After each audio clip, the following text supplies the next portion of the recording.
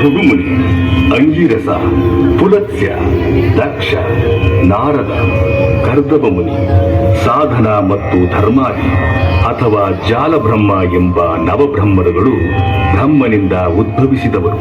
ಇವರು ತ್ರಿಮೂರ್ತಿಗಳ ಹೆಸರಿನಲ್ಲಿ ಸಾವಿರಾರು ಯುಗಗಳವರೆಗೂ ಯಜ್ಞ, ಯಾಗ, ಪೂಜೆ, ತಪಸ್ಸುಗಳನ್ನು ಕೈಗೊಂಡು ತ್ರಿಮೂರ್ತಿಗಳ ಶಕ್ತಿ ಸಾಮರ್ಥ್ಯಗಳನ್ನು ಹೆಚ್ಚಿಸಿದವರು. ಇವರ ಶ್ರದ್ಧೆ, ಭಕ್ತಿಯನ್ನು ಕಂಡು ಬ್ರಹ್ಮ, ವಿಷ್ಣು, ಮಹೇಶ್ವರರು ನವಬ್ರಹ್ಮರಿಗೂ ಒಂದೊಂದು ಅಧಿಕಾರವನ್ನು ನೀಡುತ್ತಾರೆ. ಇದರಲ್ಲಿ ವಿಶೇಷವೇನೆಂದರೆ, ದಕ್ಷನಿಗೆ ಪ್ರಜಾಪತಿ ಎಂದು ಕರೆದು ಪ್ರಸೂತಿ ಎಂಬ ಹೆಣ್ಣೊಂದನ್ನು ಸೃಷ್ಟಿ ಮಾಡಿ ದಕ್ಷನಿಗೆ ಕೊಟ್ಟು ಮದುವೆ ಮಾಡಿ ಮನುಕುಲಕ್ಕೆ ನಾಂದಿಯಾಡುತ್ತಾರೆ. ಇದನ್ನು ಕಣ್ಣಾರೆ ಕಂಡ ಭೃಗುಮುನಿಯು ತ್ರಿಮೂರ್ತಿಗಳ ತಾಳ್ಮೆಯನ್ನು ಪರೀಕ್ಷೆ ಮಾಡಲೆಂದು ದಕ್ಷನಿಗೆ ದಕ್ಷಲೋಕವನ್ನು ಸೃಷ್ಟಿಸಿ ದಕ್ಷನಿಗೆ ರಾಜಗುರುವಾಗುತ್ತಾರೆ. ಮುಂದೆ ಏನಾಗುತ್ತದೆ ಎಂಬುದನ್ನು ನೀವೇ ನೋಡಿ. ಶಿವ, ಶಂಕರ, ಪರಮಾತ್ಮ, ಪರಮೇಶ್ವರ, ಕೇಳಿದೆಯಾ? ಕೇಳಿದೆನು ಸತಿ, ಕೇಳಿದೆನು. ಹೆತ್ತ ಮಗಳನ್ನೇ ಧಿಕ್ಕರಿಸಿ ತಂತ್ರಿ ವೈಭವದಲ್ಲಿ ಮೆರೆಯಬಹುದೇ? ಸತಿ, ನಿನ್ನ ಮಾತಿಗೆ ನನ್ನ ಬಳಿ ಉತ್ತರವಿಲ್ಲ. ಏನು? ಮಹಾದೇವನ ಬಳಿ ಉತ್ತರವಿಲ್ಲವೇ? ಪರಮಾತ್ಮ, ನಾನು ನಿನಗೆ ಪತ್ನಿಯಾಗುವ ಮೊದಲು ದಕ್ಷನಿಗೆ ಮಗಳು. ಅದು ಆಗ, ಈಗಲ್ಲ. ಈಗ ನೀನು ನನ್ನ ಮಡದಿ. ಈಗ ನಾನು ನಿಮ್ಮ ಪತ್ನಿ ಇರಬಹುದು, ಆದರೆ ತವರು ಮನೆಯ ಹಕ್ಕು ನನಗೂ ಇದೆ. ಆ ಹಕ್ಕು ನಿನಗಿದ್ದಿದ್ದರೆ ಅವರು ನಿನ್ನನ್ನು ದಕ್ಷಯಜ್ಞ ಸಮಾರಂಭಕ್ಕೆ ಆಹ್ವಾನಿಸುತ್ತಿದ್ದರು. ನೀನು ಶಿವನ ಪತ್ನಿ ಎಂಬ ಒಂದೇ ಒಂದು ಕಾರಣಕ್ಕಾಗಿ ನಿನ್ನನ್ನು ಆಹ್ವಾನಿಸುತ್ತಿಲ್ಲ. ನಿಮಗೂ ನನ್ನ ತಂದೆಗೂ ಅಂತಹ ವೈರತ್ವ ಏನುಂಟು ಸ್ವಾಮಿ? ಸತಿ, ಕೆಲವೊಮ್ಮೆ ನಮ್ಮ ಆದರ್ಶ, ತತ್ವ, ವಿಚಾರಗಳು ಸರಿ ಕಾಣದಿದ್ದಾಗ ಈ ರೀತಿ ಭಿನ್ನಾಭಿಪ್ರಾಯ ಬರುವುದು ಸಹಜ. ಅಯ್ಯೋ ದುರ್ವಿಧಿಯೇ, ನನ್ನ ತವರು ಮನೆಯ ನಂಟು ಕಳಚಿದೆ. ಆದರೇನು ಮಾಡುವುದು? ತವರು ಮನೆಯವರು ಮರೆತಿದ್ದರೆ ನೆನಪಿಸಬಹುದಾಗಿತ್ತು. ಅಂದರೆ ನನ್ನನ್ನು ನನ್ನ ತಂದೆ ಉದ್ದೇಶ ಪೂರಕವಾಗಿಯೇ ಕರೆದಿಲ್ಲವೇ? ಅದನ್ನು ಬಾಯಿ ಬಿಟ್ಟು ಬೇರೆ ಹೇಳಬೇಕೇ ಸತಿ. ಇಲ್ಲಿ ನನ್ನನ್ನು ಗುರಿಯಾಗಿಟ್ಟುಕೊಂಡು ದಕ್ಷಯಜ್ಞವನ್ನು ನಡೆಸಲು ತೀರ್ಮಾನಿಸಿರುವುದು. ಇದರಿಂದ ಏನು ಪ್ರಯೋಜನ? ಅಧಿಕಾರದ ದಾಹ. ಎಲ್ಲರೂ ಸೇರಿ ನನಗೆ ಕೊಟ್ಟಿರುವ ಸತ್ರಯಾಗ ಪಟ್ಟವನ್ನು ಕಿತ್ತುಕೊಂಡು ದಕ್ಷಯಜ್ಞವನ್ನು ಆಚರಿಸಿ ಸಾರ್ವಭೌಮ ಪಟ್ಟವನ್ನು ಕಟ್ಟಿಕೊಳ್ಳುವ ದುರಾಲೋಚನೆ. ಇದು ಸಾಧ್ಯವೇ? ಸಾಧ್ಯವಿಲ್ಲದಿದ್ದರೂ ಸಾಧ್ಯವಾಗಿಸಲು ಹೊರಟಿದ್ದಾರೆ ಆ ನಿನ್ನ ತಂದೆ ಮತ್ತು ಭೃಗು. ನಾನು ಹೋಗಲೇಬೇಕು. ಒಮ್ಮೆ ಅನುಮತಿ ನೀಡಿ. ಮುಂದೆ ಆಗುವ ಅನಾಹುತವನ್ನು ನಾನು ತಡೆಯಲೇಬೇಕು. ಬೇಡ ಸತಿ, ನೀನು ಅಲ್ಲಿಗೆ ಹೋದರೆ ನಡೆಯಬಾರದ್ದೇ ನಡೆದು ಹೋಗುತ್ತದೆ.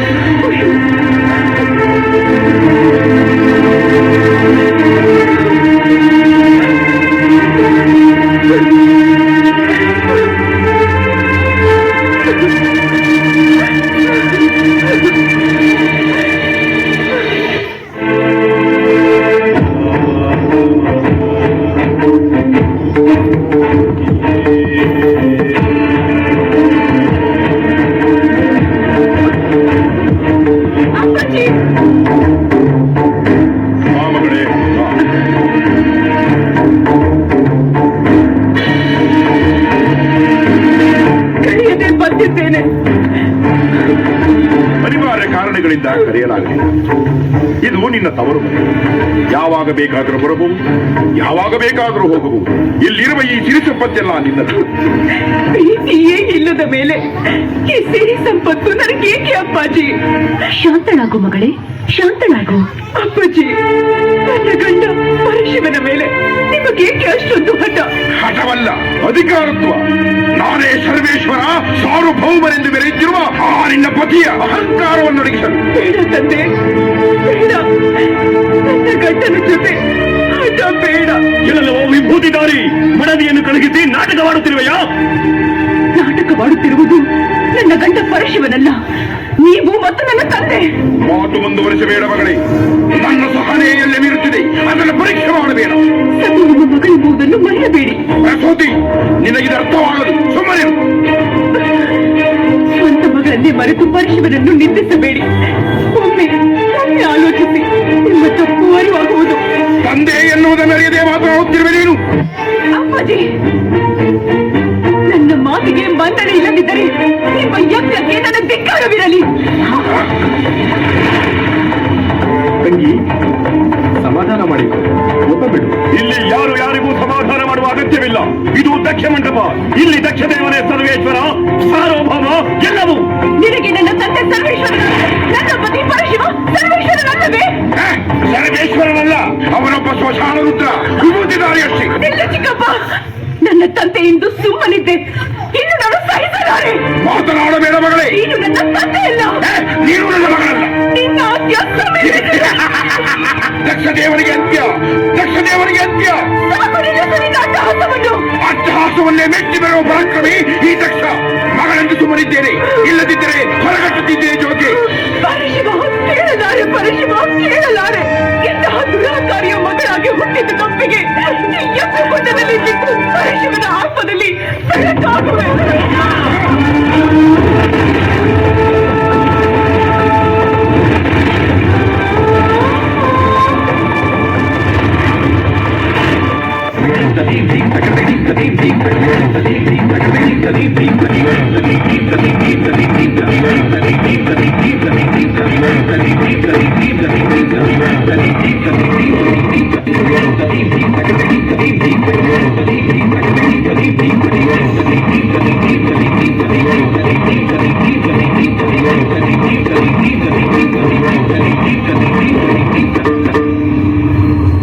ವೀರಭದ್ರ,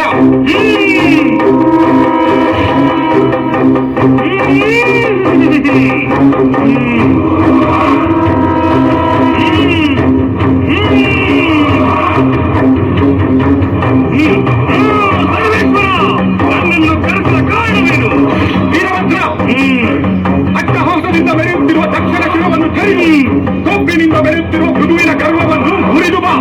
ಅಪ್ಪಣೆ ದೇವ, ನಿನ್ನ ಶರೀರದ ಒಂದು ಭಾಗವೇ ನಾನಾಗಿರುವಾಗ ಜನಾರ್ದದಲ್ಲಿ ಹೋಗಿ ಅಂತ್ಯ ಕಾಯಿಸಿ ಬರುವೆ. ಅದು ಅಷ್ಟು ಸುಲಭವಲ್ಲ ವೀರಭದ್ರ. ಅವರಿಗೆ ಹುಟ್ಟು ಸಾವು ಎಂಬುದಿಲ್ಲ. ಇರಬಹುದು, ಆದರೆ ಅವರನ್ನು ಬೇರ್ಪಡಿಸುವ ಶಕ್ತಿ ಈ ವೀರಭದ್ರನಿಗಿದೆ. ಭಲೆ ವೀರಭದ್ರ, ಜಯಶಾಲಿಯಾಗಿ ಬಾ. ಅಪ್ಪಣೆ ಪರಮೇಶ್ವರ.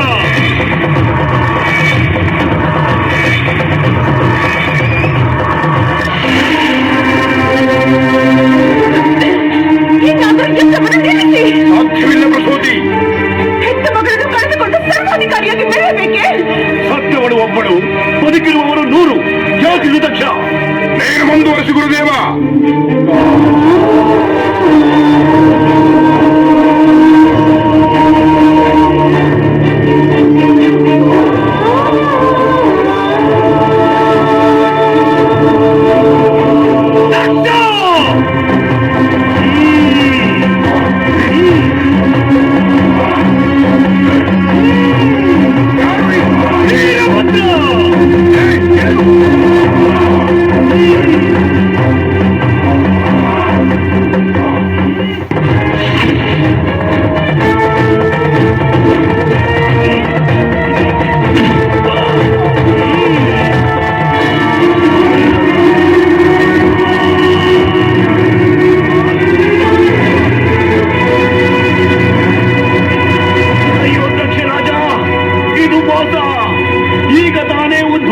ಪರಶಿವನ ಮತ್ತೊಂದು ಆವಿರ್ಭಾಗವೇ ಈ ವೀರಭದ್ರ. ಅಷ್ಟು ಸಾಕು ಗುರುದೇವ, ಈ ವೀರಭದ್ರ ಸದವಳೆ. ಒಂದೇ ಎರಡೇ ಹೇಳಿಕೊಡುವುದಕ್ಕೆ 100 ಹೆಸರು. ನಾಚಿಕೆ ಆಗುವುದಿಲ್ಲ ನನಗೆ.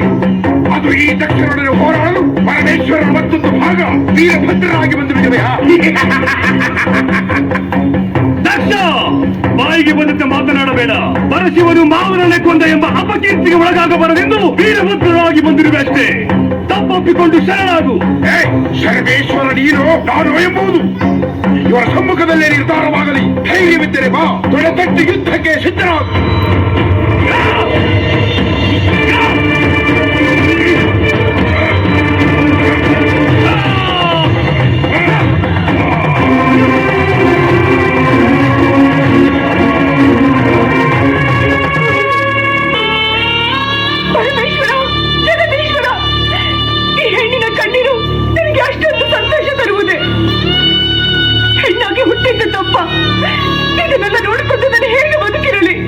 ನೀನು ಈಗ ಬಾರದೆ ಹೋದರೆ ಹಿಂದೆ ಎತ್ತಕ್ಕೆ ಬಿದ್ದು ಆಹುತಿ ಆಗುತ್ತೇನೆ.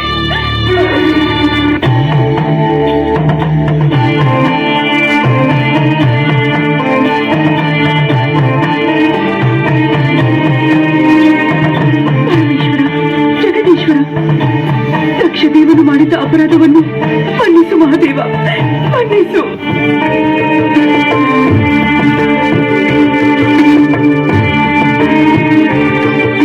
ಇಲ್ಲಿ ಯಾರೂ ಕಾರಣರಲ್ಲ, ಕಾಲವೇ ಎಲ್ಲದಕ್ಕೂ ಕಾರಣ. ನಾವು ನಿಮಿತ್ತ.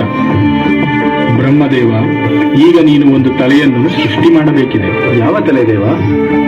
ಇಲ್ಲಿ ನೋಡು, ಯಜ್ಞಕುಂಡದಲ್ಲಿ ದಕ್ಷ ಬ್ರಹ್ಮನ ತಲೆಯು ಬೆಂದು ಭಸ್ಮವಾಗಿದೆ. ಸರಿ ಪರಮೇಶ್ವರ, ಆಡಿನ ತಲೆಯನ್ನು ಸೃಷ್ಟಿ ಮಾಡಿ ತರುವೆ. ಹೌದು, ಆಡಿನ ತಲೆಯನ್ನು ಹಾಕಿದರೆ ನಾನು, ನನ್ನದು, ನನ್ನಿಂದ ಎಂಬುದು ಹೋಗಿ ದಕ್ಷರಾಜನು ಶಾಂತವಾಗುತ್ತಾನೆ. ಆಡು ಮುಟ್ಟದ ಸೊಪ್ಪಿಲ್ಲ, ಆಡು ಯೋಚಿಸದ ವಿಷಯವಿಲ್ಲ. ಆಡು ಯಾವಾಗಲೂ ಕೊಬ್ಬಿನಿಂದ ಮೆರೆಯುತ್ತಿರುತ್ತದೆ. ಹಾಗೆಯೇ ಕ್ಷಣ ಮಾತ್ರದಲ್ಲಿ ಶಾಂತವಾಗುತ್ತದೆ. ಆಡಿನಲ್ಲಿ ವಾಂಗ್ಮಯತೆಯನ್ನು, ಚಮತ್ಕಾರವನ್ನು ಕಾಣಬಹುದು. ದಕ್ಷನಂತೆಯೇ ಗುಣವನ್ನು ಹೊಂದಿರುವ ಆಡಿನ ತಲೆಯೇ ಈ ದೇಹಕ್ಕೆ ಸೂಕ್ತವಾಗಿ ಹೊಂದಿಕೊಳ್ಳುವುದು. ಹೇ ಪರಮಾತ್ಮ, ಎಲ್ಲಿರುವೆ ತಂದೆ, ಎಲ್ಲಿರುವೆ? ಕಾಪಾಡು ತಂದೆ, ಕಾಪಾಡು ಸರ್ವೇಶ್ವರ, ಜಗದೀಶ್ವರ. ಭೃಗು, ನಿನ್ನ ಅಹಂಕಾರವೆಲ್ಲ ಅಡಗಿತೆ. ಎಲ್ಲಿ ಹೋಯಿತು ಆ ನಿನ್ನ ಗರ್ವ? ಇದೆಲ್ಲಿ ಅಹಂಕಾರ ದೇವ? ಆ ಜಗನ್ಮಾತೆ ಯಜ್ಞಕುಂಡದಲ್ಲಿ ಮಿಂದಾಗಲೇ ಎಲ್ಲವೂ ಅಡಗಿತು ಸರ್ವೇಶ್ವರ. ನಾನು ಮಾಡಿದ ತಪ್ಪಿಗೆ ಕ್ಷಮೆ ಇಲ್ಲವೇ ಜಗದೀಶ್ವರ? ನಿರ್ಮಲವಾದ ಮನಸ್ಸಿನಿಂದ ಆದಿಶಕ್ತಿಯನ್ನು ನೆನೆದು ತ್ರಿಮೂರ್ತಿಗಳನ್ನು ಸ್ಮರಿಸುತ್ತಾ ಎದ್ದು ಬಾ ಭೃಗುದೇವ. ಧನ್ಯನಾದೆ ಪರಮೇಶ್ವರ, ಧನ್ಯನಾದೆ.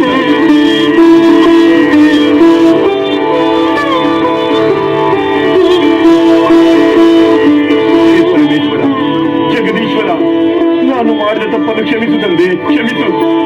ದಯವಿಟ್ಟು ದೇವ, ಬ್ರಹ್ಮದೇವ, ದಯಮಾಡಿ ನನ್ನನ್ನು ಕ್ಷಮಿಸಿ. ಬಾ ಭೃಗುದೇವ, ಈ ತಲೆಯನ್ನು ತೆಗೆದುಕೊಂಡು ದಕ್ಷರಾಜನ ದೇಹಕ್ಕೆ ಹೊಂದಿಸು. ಆಗಬಹುದು ಜಗದೀಶ್ವರ.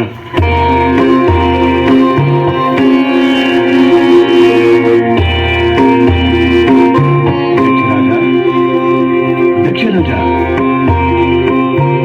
ಎದ್ದೇಳು. ಎಲ್ಲಿ ಎಲ್ಲಿ ಆ ವೀರಭದ್ರ? ದಕ್ಷದೇವ, ನಿನ್ನ ಮುಖವನ್ನೊಮ್ಮೆ ನೋಡಿಕೊ.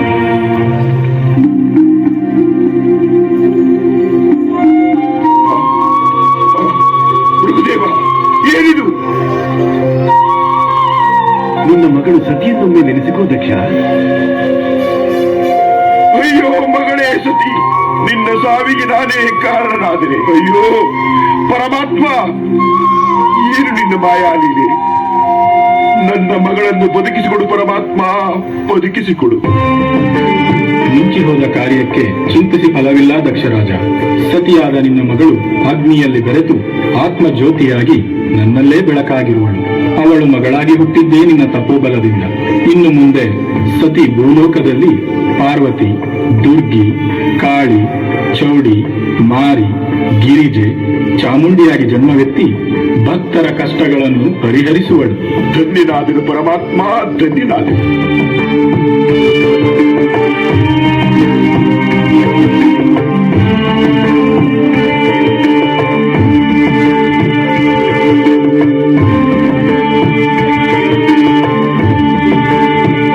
ಜಗದೀಶ್ವರ, ಸರ್ವೇಶ್ವರ, ಸಾರ್ವಭೌಮ, ಧನ್ಯನಾದನು ದೇವ, ಧನ್ಯನಾದನು.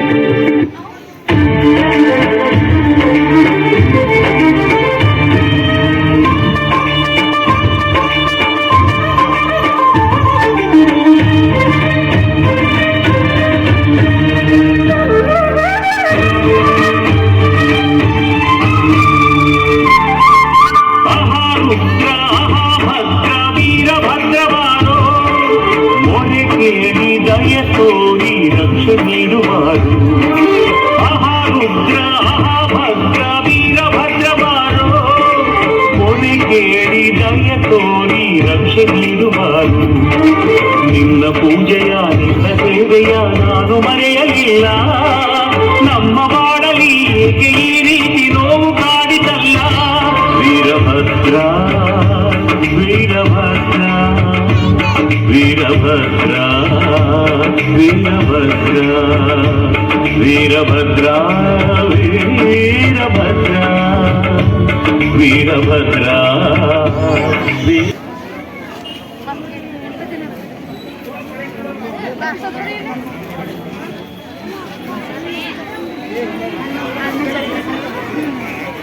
वन्दे शम्भुमापतिं सुरभूषणं मृगधरं वन्दे पशूनां पतिं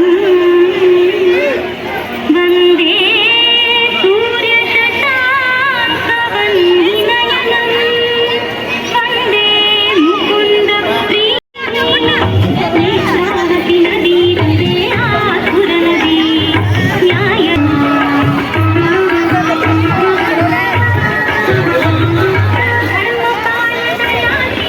ಯಾರು ದೂರ ಮಾಡಕ್ಕಾಗಲ್ಲ ಸಾರ್. ಇದ್ದೆ ಸಾರ್ ನನ್ನ ಬ್ರ್ಯಾಂಡು.